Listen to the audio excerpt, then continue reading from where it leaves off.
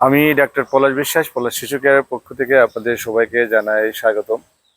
আজ আমি কথা বলবো বাচ্চাদের জন্য অতি গুরুত্বপূর্ণ ভিটামিন ডি নিয়ে।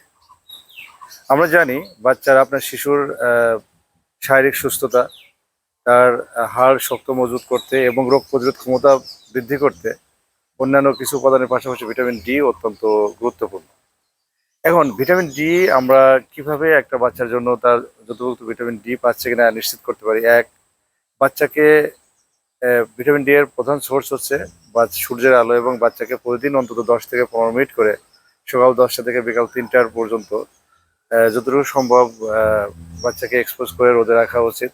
এবং তাহলে তার ভিটামিনের ডি এর চাহিদা বেশ পূরণ হয়ে যায়।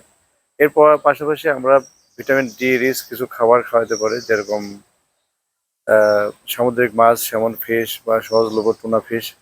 এছাড়া ডিমের কুসুম, তাছাড়া ভিটামিন ডি সমৃদ্ধ কিছু ফর্টিফাইড ফুডও পাওয়া যায়, সেগুলো আমরা দিতে পারি। এছাড়া কড লিভার অয়েল সমৃদ্ধ খাবার আমরা দিতে পারি। তবে আমরা মনে রাখবো যে বাচ্চাকে ভিটামিন ডি এর চাহিদা পূরণের জন্য অবশ্যই যতটুকু সম্ভব প্রতিদিন পারা যায় 10 থেকে 15 মিনিট রোদে রাখার চেষ্টা করবো। ধন্যবাদ সবাইকে।